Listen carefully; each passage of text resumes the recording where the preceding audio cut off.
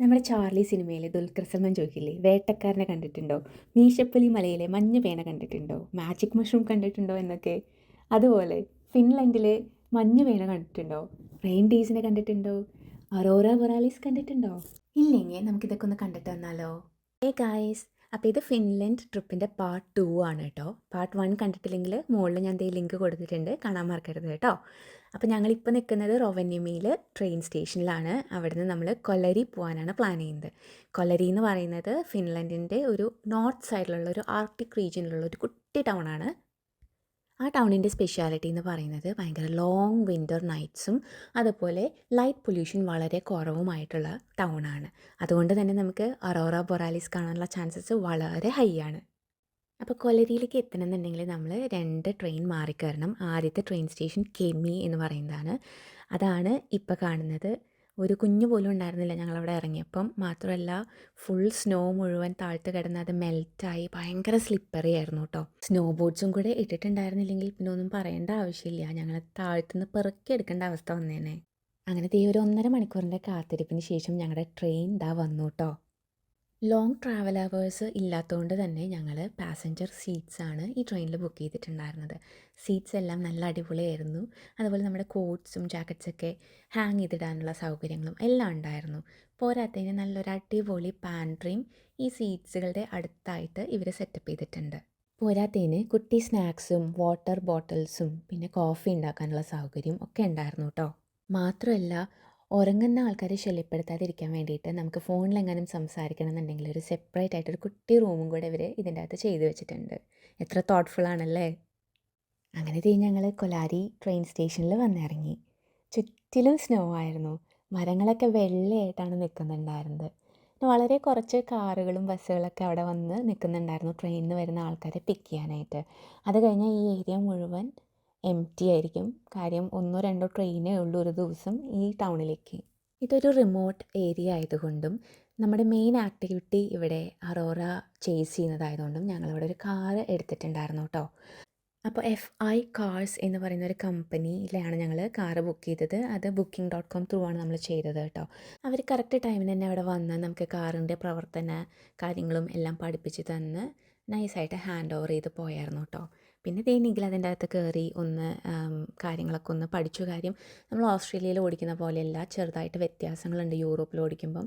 ഒന്ന് ലെഫ്റ്റ് സൈഡിലല്ല നമ്മൾ ഓടിക്കുക, റൈറ്റ് സൈഡിലാണ് യൂറോപ്പിൽ ഓടിക്കുക.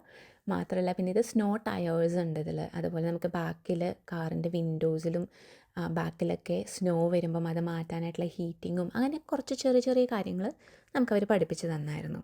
അവിടുന്ന് ഞങ്ങൾ നേരെ പോയത് കെ മാർക്കറ്റ് എന്ന് പറയുന്ന ഒരു ഗ്രോസറി സ്റ്റോറിലേക്കാണ് കേട്ടോ. അത് ഭയങ്കര പോപ്പുലറായിട്ട് നമുക്ക് എല്ലായിടത്തും കാണാൻ പറ്റുന്ന ഒരു ഗ്രോസറി സ്റ്റോറാണ്. അതിൻ്റെ അത്യാവശ്യം എക്കണോമിക്കലും ആണ്. അങ്ങനെ അവിടുന്ന് ഞങ്ങൾ ഒരു വലിയ റെയിൻഡിയറിൻ്റെ സ്റ്റാച്യു കാണാനായിട്ട് പോകുന്ന പോക്കാണ് കേട്ടോ. പോകുന്ന വഴിയിൽ മുഴുവൻ റെയിൻഡിയേഴ്സ് ആയിരുന്നു. ശരിക്കും ഒരു വണ്ടർലാൻഡിൽ എത്തിയൊരു ഫീലിംഗ് ആയിരുന്നു.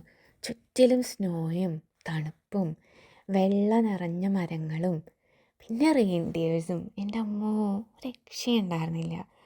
ഇങ്ങനത്തെ സീനറിയും റോഡുകളും ഒക്കെ നമ്മൾ സിനിമയിൽ മാത്രമേ കണ്ടിട്ടുള്ളൂ. അത് ശരിക്കും നമ്മൾ നേരിട്ട് കാണുമ്പോഴത്തെ ഒരു ഫീലിംഗ് ഉണ്ടല്ലോ, എന്താ പറയണ്ടേ, ഈ വാക്കുകളാലൊന്നും നമുക്കത് എക്സ്പ്ലെയിൻ ചെയ്യാൻ പറ്റില്ല പറയില്ലേ, അങ്ങനെയായിരുന്നു സംഭവം. കിടലിൻ്റെ എക്സ്പീരിയൻസ് ആയിരുന്നെങ്കിലും തണുപ്പ് ഒരു ഇജാതി തണുപ്പ് തന്നെയായിരുന്നു കേട്ടോ.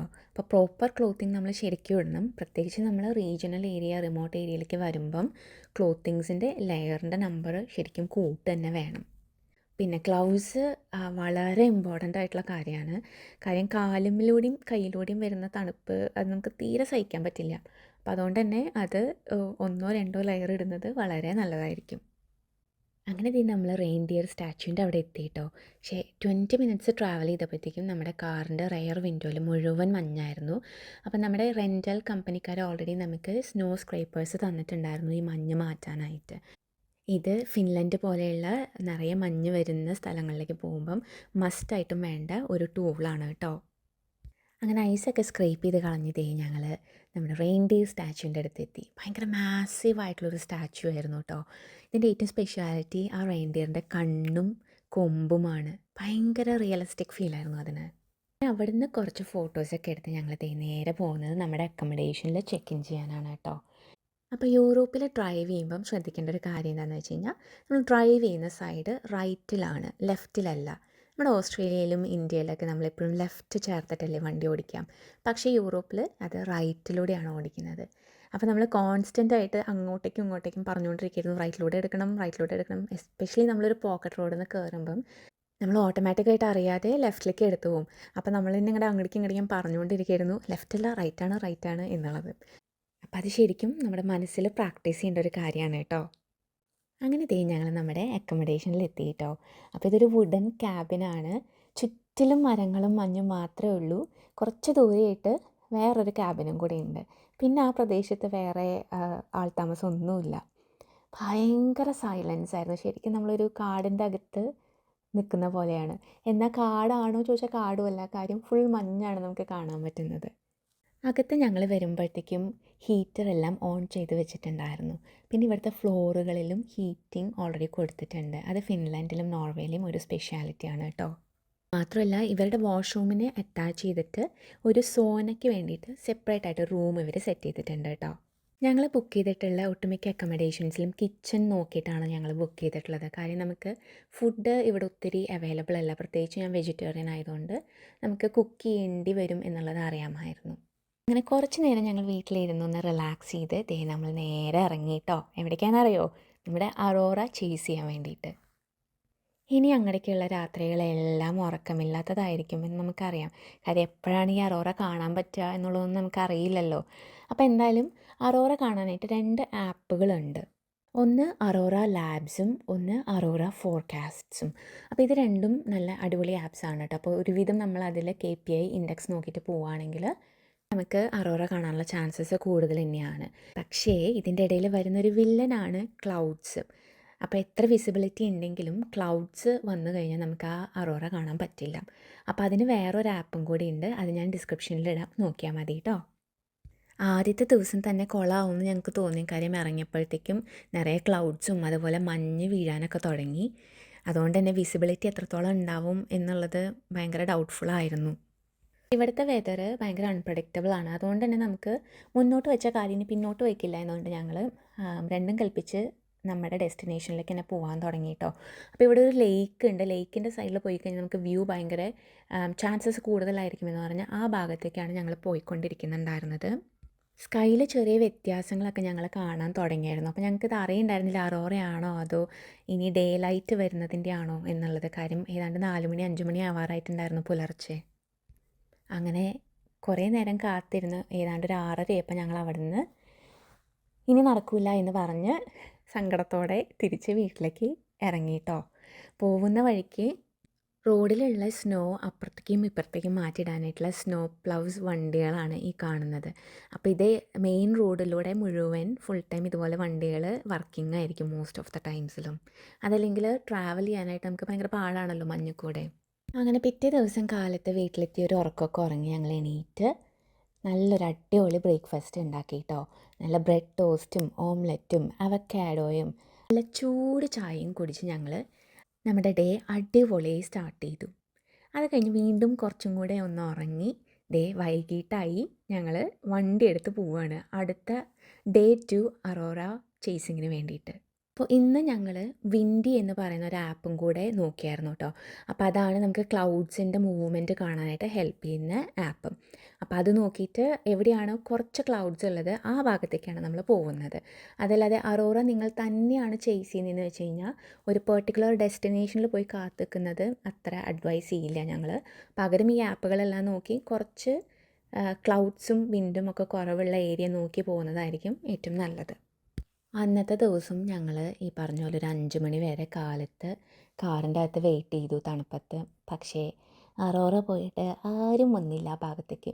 ഭയങ്കര സങ്കടം വന്നു, ഭയങ്കര ഡിപ്രസ്ഡായി. അയ്യോ ഇനി വല്ല ടൂർ ഏജൻസിനെ വരെ വിളിക്കേണ്ടി വരുമെന്ന് ഞങ്ങൾ വിചാരിച്ചു ഈ അറോറേനെ ഒന്ന് കാണാനായിട്ട്. അങ്ങനെ സംഘടിച്ച് ഞങ്ങൾ തിരിച്ചു പോകുന്ന സമയത്താണ് യൂണിവേഴ്സ് പറഞ്ഞത്, അങ്ങനെ ഇപ്പം നിങ്ങൾ അറോറ കാണാതെ പോവണ്ട എന്ന്. ആകാശത്ത് ചെറിയൊരു കളർ വ്യത്യാസം കണ്ട് ഞങ്ങളൊന്ന് വണ്ടി നിർത്തിയതാണ് കേട്ടോ. വീടിൻ്റെ ഒരു 10 മിനിറ്റ് മുന്നേ ആയിട്ടാണ് ഞങ്ങൾ വണ്ടി നിർത്തിയത്. എന്നിട്ട് ക്യാമറയിലൂടെ നോക്കിയപ്പോൾ നമ്മുടെ അറോറ ഡാൻസ് ചെയ്യുകയാണ്. അതിങ്ങനെ കിടന്ന് തിളങ്ങിക്കൊണ്ടിരിക്കുകയാണ്. എന്താ പറയണ്ടേന്ന് അറിയില്ല. ഞങ്ങൾ കുറേ നേരം ഒന്നും മിണ്ടാതെ അങ്ങനെ നോക്കി നിന്നുപോയി. കുറച്ച് നേരം കരഞ്ഞു ശരിക്കും അവിടെ നിന്നിട്ട്. പിന്നെ സന്തോഷം കൊണ്ട് തുള്ളിച്ചാടി. അതൊരു എക്സ്പീരിയൻസ് തന്നെയായിരുന്നു നമ്മുടെ ലൈഫിൽ. മനസ്സ് ശരിക്കും അങ്ങോട്ട് നിറഞ്ഞു. ഈ 2 ദിവസം ഉറക്കമൊളിച്ച് നമ്മൾ കാത്തിരുന്നത് ഒന്നും വെറുതെ ആയില്ല എന്നുള്ള തോന്നലൊക്കെ വന്നു അല്ലാതെ. അടിപൊളി എക്സ്പീരിയൻസ്, വേറെ ഒന്നും പറയാനില്ല. അങ്ങനെ നേച്ചറിനൊക്കെ ഒത്തിരി താങ്ക്സ് ഒക്കെ കൊടുത്ത് ഞങ്ങൾ ദേ വീട്ടിലേക്ക് പോയി നല്ലൊരു ഉറക്കം ഉറങ്ങി. പിറ്റേ ദിവസം ഞങ്ങൾ വിട്ടില്ല കേട്ടോ. പിറ്റേ ദിവസം ഞങ്ങൾ അറോറ ഹണ്ട് ചെയ്യാൻ പോയി. ആൻഡ് അന്നും നമുക്ക് ശരിക്കും വളരെ ക്ലിയർ ആയിട്ട് കാണാൻ പറ്റി. അന്നത്തെ ദിവസം നമുക്ക് ഏഞ്ചൽ ബട്ടർഫ്ലൈ ഷേപ്സിലൊക്കെ ആയിട്ട് അറോറ കാണാൻ പറ്റി കേട്ടോ. അങ്ങനെ ആദ്യത്തെ 3 ദിവസം നമ്മൾ ഫുള്ള് അറോറ ചേസ് ചെയ്യാൻ വേണ്ടി കൊടുത്ത കാരണം പിറ്റേ ദിവസം നമ്മൾ സ്നോ മൊബൈലിംഗ് ആക്ടിവിറ്റി ചെയ്യാമെന്ന് വിചാരിച്ചു കേട്ടോ. അപ്പോൾ അതിന് എല്ലാം സെറ്റായി. ഞങ്ങൾ അന്ന് ഈവനിങ് 6:30-ക്കായിരുന്നു നമ്മുടെ സ്ലോട്ടും. അപ്പോൾ അതിന് പോകുമ്പം റോഡ് സൈഡിൽ അടുത്ത അറോറ ഡാൻസ്, പിന്നെ അങ്ങോട്ട് ഫുൾ കളികളായിരുന്നു. ഫുൾ ടൈം അറോറ ആയിരുന്നു സ്കൈയിൽ മുഴുവൻ കാണുന്നത് കേട്ടോ. അപ്പോൾ ഒരു പ്രാവശ്യം നിങ്ങൾ അറോറ കണ്ടു കഴിഞ്ഞാൽ നിങ്ങൾക്ക് മനസ്സിലാവും എങ്ങനെയാണ് സ്കൈയിൽ നിങ്ങൾക്ക് ആ ഡിഫറൻസ് കണ്ടു കഴിഞ്ഞാൽ മനസ്സിലാക്കാൻ പറ്റുക ഇത് അറോറയാണോ അതോ സ്കൈൻ്റെ നാച്ചുറൽ കളറാണോ എന്നുള്ളത്. അങ്ങനെ അറോറയൊക്കെ കണ്ട് ഞങ്ങൾ ദേ നമ്മുടെ ഡെസ്റ്റിനേഷനിലെത്തി സ്നോ മൊബൈലിംഗ് ചെയ്യാനായിട്ട്. അവിടെ എത്തിയപ്പോഴാണ് നമുക്ക് മനസ്സിലായത് നമ്മൾ ലൈസൻസ് കയ്യിലെടുത്തിട്ടില്ല എന്നുള്ളത്. അപ്പോൾ snowmobiling kind of bike ride പോലെ ആയതുകൊണ്ട് തന്നെ നമുക്ക് ലൈസൻസ് വേണം കയ്യിൽ. ലൈസൻസ് ഇല്ലാത്തതുകൊണ്ട് ഞങ്ങളെ അവർ ഈ സ്ലേയിൽ പിടിച്ചിട്ട് ഇരുത്തി. അതായത് കുട്ടികൾക്ക് ബൈക്ക് ഓടിക്കാൻ പറ്റില്ലല്ലോ, അതുകൊണ്ട് അവരെ കൊണ്ടുപോകാനായിട്ട് ഫാമിലീസിൻ്റെ ഒപ്പം കൊണ്ടുപോകാനായിട്ട് അവർക്കൊരു ബൈക്കിനോട് അറ്റാച്ച് ചെയ്തിട്ടുള്ള ഒരു സ്ലേ ഉണ്ടായിരുന്നു. അപ്പോൾ അതിൽ ഞങ്ങളുടെ അടുത്ത് ഇരുന്നോളാൻ പറഞ്ഞു നമുക്ക് ആഗ്രഹം ഉണ്ടെങ്കിലും. അപ്പോൾ എന്തായാലും ഇതൊരു എക്സ്പീരിയൻസ് അല്ലേ എന്ന് വിചാരിച്ച് ഞങ്ങൾ അതിൻ്റെ മുകളിൽ ചാടിക്കയറി ഇരുന്നു കേട്ടോ. അങ്ങനെ നമ്മുടെ ഇൻസ്ട്രക്ടർ ചേട്ടൻ ബൈക്കൊക്കെ എടുത്ത് നമ്മളെ കൊണ്ടുപോകാൻ തുടങ്ങി. ഒരു 5 മിനിറ്റ് കഴിഞ്ഞില്ല അപ്പോഴത്തേക്കും തണുപ്പ് വല്ലാതെ മുഖത്തേക്ക് അടിക്കാൻ തുടങ്ങി. കാര്യം ഇവർ തന്ന ഗ്ലൗസും ബൂട്ട്സും ഞങ്ങൾ യൂസ് ചെയ്തിട്ടുണ്ടായിരുന്നില്ല. ഞങ്ങളുടെ ബൂട്ട്സും ഗ്ലൗസാണ് യൂസ് ചെയ്തത്. അത് one of the biggest mistakes ആയിരുന്നു ഞങ്ങൾ ചെയ്തത്. -15 ഡിഗ്രിയും കൂടി ആയിരുന്നു അന്നത്തെ ദിവസം പോരാത്തതിന്. ഇനി ഇത് കൂടുതൽ എന്താ വേണ്ടത്? ഒരു പോയിന്റിൽ ഞങ്ങൾ രണ്ടുപേരും അങ്ങോട്ടേക്കും ഇങ്ങോട്ടേക്കും മിണ്ടാതായി. കാര്യം വാ തുറക്കാൻ പറ്റുന്നില്ല, കണ്ണിൽ മുഴുവൻ ഐസ്, കാലൊക്കെ ഇങ്ങനെ കുത്തി കുത്തി കൊള്ളുന്ന പോലെ വേദനിക്കുക. പിന്നെ കുറേ നേരം കഴിഞ്ഞപ്പോൾ നമ്പായിപ്പോയി. ശരിക്കും ആ പോയിന്റിൽ നമുക്ക് ഈ എവറസ്റ്റൊക്കെ കയറുന്ന ആൾക്കാർ തണുപ്പ് കാരണം മരിച്ചു പോകുന്നില്ലേ, അതെങ്ങനെയായിരിക്കും എന്നുള്ള ഫീലിംഗ് ഉണ്ടല്ലോ, അതിൻ്റെ ഒരു ചെറിയൊരു ഫീല് നമുക്ക് അവിടെ വെച്ചിട്ട് വന്നു. മരിച്ചു പോവുമോ, ഈ തണുപ്പ് താങ്ങാൻ പറ്റുമോ എന്നൊക്കെയുള്ളൊരു തോന്നൽ വന്നായിരുന്നു. അപ്പം ഏറ്റവും വലിയ ലെസൺ ഞങ്ങളിന്ന് പഠിച്ചത് ഇങ്ങനത്തെ ആക്ടിവിറ്റീസ് നമ്മൾ വിൻ്ററിൽ ചെയ്യുകയാണെങ്കിൽ പ്രോപ്പർ ക്ലോത്തിങ് മസ്റ്റാണ്. പ്രത്യേകിച്ച് ഇവർ നമുക്ക് ക്ലോത്തിങ് തരികയാണെങ്കിൽ നമ്മൾ അതെന്തായാലും ഇട്ടേ പറ്റൂ കേട്ടോ. പ്രത്യേകിച്ച് സോക്സും ഗ്ലൗസ് ബൂട്ട്സ് ഇങ്ങനത്തെ കാര്യങ്ങൾ വളരെ ചെറിയ ചെറിയ ആക്സസറീസ് ആയിട്ട് നമ്മളിങ്ങനെ കാണുമെന്ന് വെച്ചാലും ഇവരുണ്ടാക്കുന്ന ഇമ്പാക്റ്റ് ഭയങ്കര വലുതാണ് ഗൈസ്. എത്തിയപ്പോഴത്തേക്കും അവർ വേഗം നമ്മുടെ അടുത്ത് നിന്ന് ബൂട്ട്സും സോക്സൊക്കെ അഴിച്ച് മാറ്റാൻ പറഞ്ഞായിരുന്നു കേട്ടോ. കാലൊക്കെ ശരിക്കും റെഡ് കളറായിട്ടുണ്ടായിരുന്നു കേട്ടോ ഈ തണുപ്പ് കാരണം. ഇതിന് അവരവിടെ ബിവറേജസും സെല്ല് ചെയ്യുന്നുണ്ടായിരുന്നു. അപ്പോൾ അങ്ങനെ വേഗം ഒരു ഹോട്ട് ചോക്ലേറ്റൊക്കെ കുടിച്ച് ബോഡിയൊക്കെ ഒന്ന് ചൂടാക്കി എടുത്തു. പക്ഷെ സംഭവം ഒരു കിടിലൻ എക്സ്പീരിയൻസ് ആയിരുന്നു കേട്ടോ. ആകെപ്പാടെ ക്ലോത്തിങ് നമ്മളൊന്ന് ശ്രദ്ധിക്കണമെന്ന് മാത്രമേ ഉള്ളൂ ഇതിൽ. അതായിരുന്നു കേട്ടോ ഞങ്ങളുടെ ഫിൻലൻഡിൻ്റെ അവസാനത്തെ ആക്ടിവിറ്റിയും അവസാനത്തെ ദിവസവും. അങ്ങനെ ഫിൻലൻഡിനോട് ഒരു സമാപ്തി പറഞ്ഞ് അവിടെ നിന്നും ഞങ്ങൾ തിരിച്ച് എയർപോർട്ടിലേക്ക് പോവുകയാണ്. പോകുന്ന വഴിക്ക് ഒരു റെയിൻഡിയർ നമ്മുടെ ഫ്രണ്ടിൽ കൂടെ ഇങ്ങനെ പോകുന്നുണ്ടായിരുന്നു, നമുക്ക് ഗൈഡ് ചെയ്യുന്ന പോലെ. അങ്ങനെ ആ റെയിൻഡിയറിനോടും ടാറ്റ ബൈ ബൈ പറഞ്ഞ് നേരെ വിട്ടത് നമ്മുടെ റെൻറ്റൽ കാറിൻ്റെ അടുത്തേക്കായിരുന്നു കേട്ടോ. കാര്യം നമുക്ക് കാറ് റിട്ടേൺ ചെയ്യണം. അപ്പോൾ ഇവിടെ ഈ നേരമായതുകൊണ്ട് തന്നെ നമുക്ക് കാർ അവിടെ ഡ്രോപ്പ് ചെയ്താൽ മതി, എന്നിട്ട് കീ ഒരു ബോക്സിലിട്ട് കൊടുത്താൽ മതിയായിരുന്നു. അപ്പോൾ അങ്ങനെ ആ പരിപാടികളൊക്കെ ചെയ്ത് ഞങ്ങൾ എയർപോർട്ടിലെത്തി. എയർപോർട്ട് ഒരു ക്രിസ്മസിൻ്റെ സമയമായതുകൊണ്ട് തന്നെ കുറച്ച് തിരക്കൊക്കെ ഉണ്ടായിരുന്നു. പെട്ടെന്ന് തന്നെ ഞങ്ങൾക്ക് ചെക്കിനൊക്കെ ചെയ്യാൻ പറ്റി. അങ്ങനെ നമ്മൾ അടുത്തത് നോർവേയിലേക്കാണ് പോകുന്നത് കേട്ടോ. അപ്പോൾ ഈ വീഡിയോ ഇഷ്ടമായിട്ടുണ്ടെങ്കിൽ ലൈക്കും പിന്നെ എൻ്റെ ചാനലൊന്ന് സബ്സ്ക്രൈബും ചെയ്ത് തരണം കേട്ടോ. അപ്പോൾ ടാറ്റാ.